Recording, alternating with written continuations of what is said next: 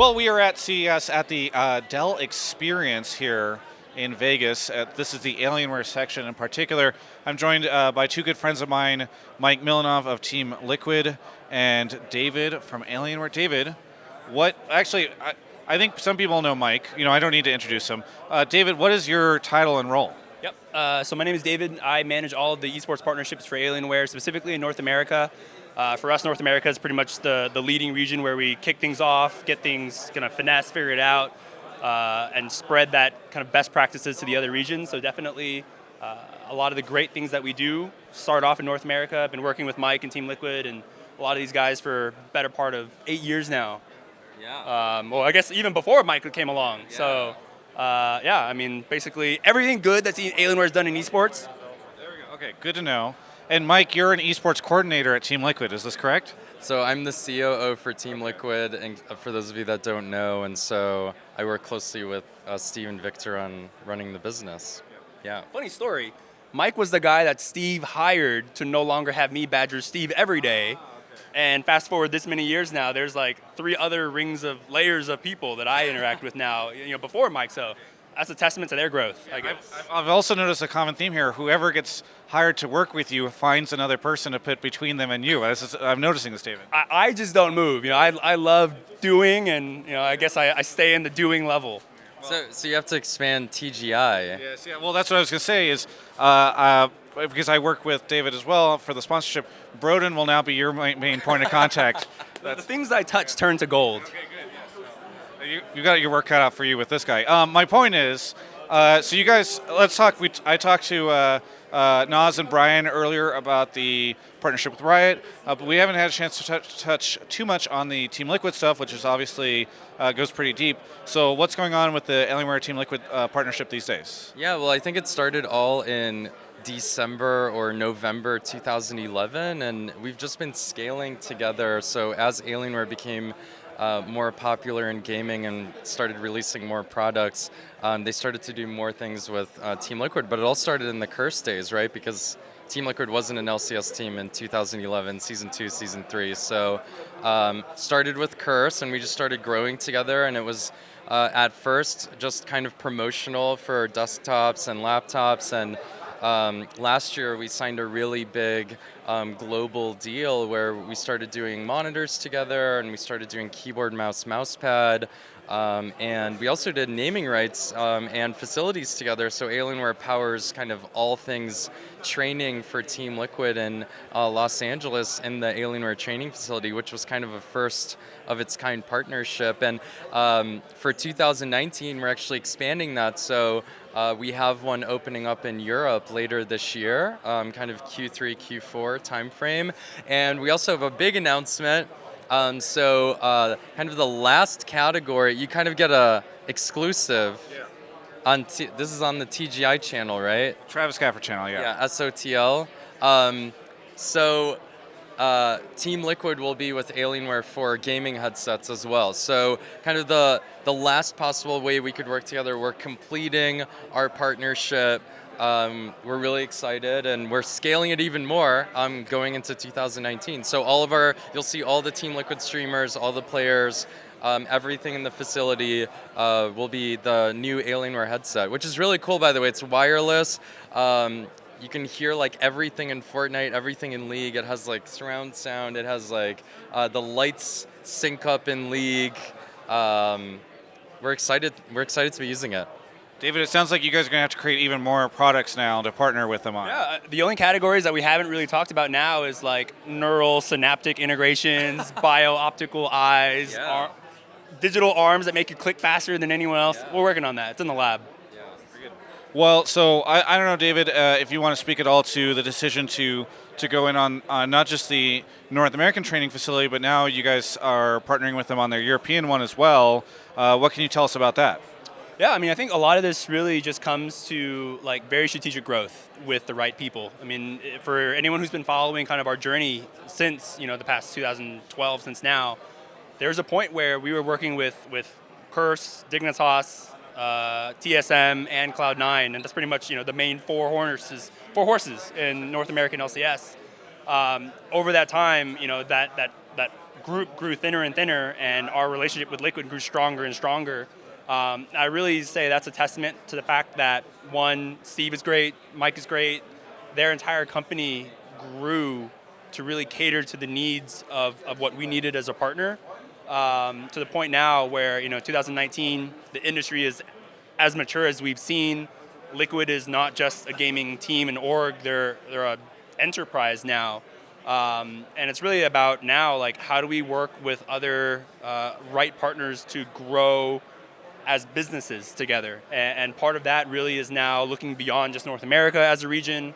What do we do globally? How do we take our resources at Alienware, Dell Technologies overall, and really throw that support, like, in a huge way behind people that we believe in, to make sure that, again, it's beyond what we're doing in just one region, because esports is global. The walls behind and barriers behind esports is way less restrictive. So how do we give the organization the resources to be a great global entity? How do we give the players the resources so that when they go compete at MSI, they have a home to go to and not, some random European hotel? Yeah, David, I thought for a second that perhaps the European training facility was a reward for them finally not getting fourth in league anymore after a pretty good year last year.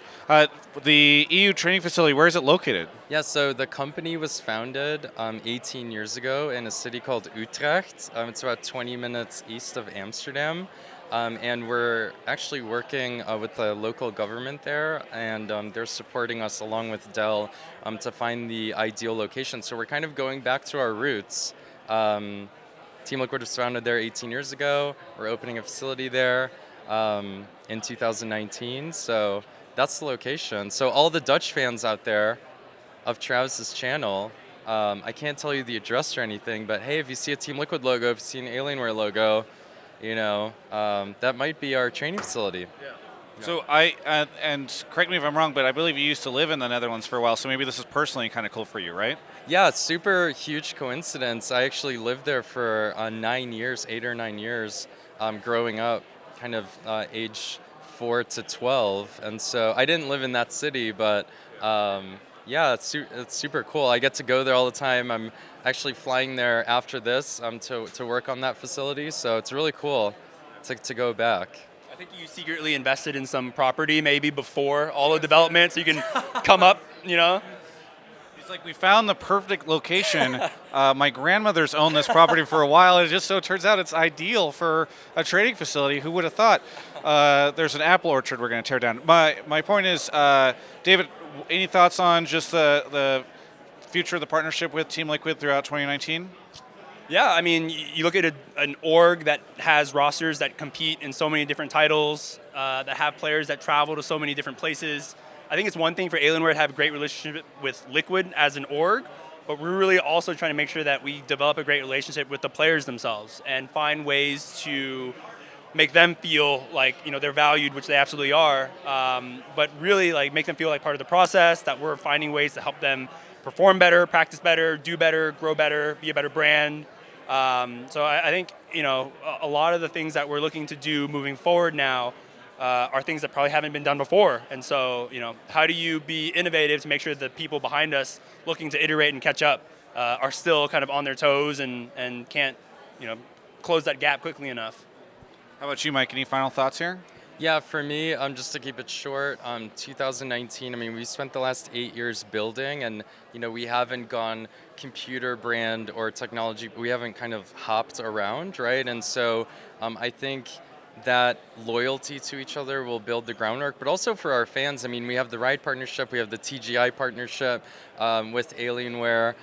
It'll be good for a viewer of League of Legends, a fan of Team Liquid, a fan of Travis Gafford. We're going to be able to do more together, cross-pollinate our content more. For me, I just really want to focus more on a global approach and make Team Liquid through Dell, through our league partnerships, through Alienware, kind of more well-known globally, and we want to talk to more fans globally. So that's what we're going to be focusing on. But also, just to finish on, maybe you can edit this later, Brodin, but just to finish on the Alienware training facility, we announced, or Alienware announced the Legend ID for for their systems and their brand identity going forward. And that facility will actually be using that brand identity internally, kind of like the look and feel. So we're not just, all of you guys maybe have seen Alienware training facility in Los Angeles already. We're not just copy pasting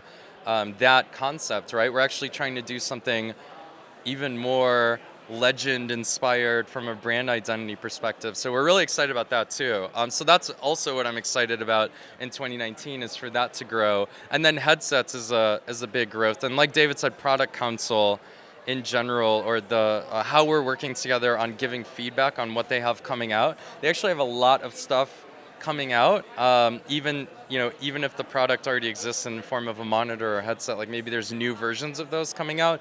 And so our players giving feedback on those, us giving feedback on those, is really cool. And we want to keep doing that, because number one, we get to see what comes out before it comes out. Sure. And number two, because we actually get to shape maybe some decision making, and then ultimately branding. We'd love to do some co-branded stuff in the future. So we're really excited. I do like that you started that with "to keep it short." Oh, sorry. And my arm is a little. Yeah. Either way, thank you so much, Mike. Thank you, David, as well, for the interview. Looking forward to seeing what the future has in store for Team Liquid and Alienware in 2019. For everyone else, you can check out the rest of my coverage of all things esports right here on my YouTube channel. Hey everyone, hope you enjoyed the video. Thank you so much to Alienware for having me come out. I'm actually hosting a nightclub event tonight for them at like some big gaming celebration. I'm still learning the details, but it should be pretty fun. It's already happened by the time you're watching this video probably, but it's kind of cool that they brought me out to Vegas. I just want to say, I know the channel's been a little quiet lately, and we're doing this. Don't worry, your regularly scheduled League of Legends programming coverage will be returning shortly. Be sure to click the links in the description, and see you next time.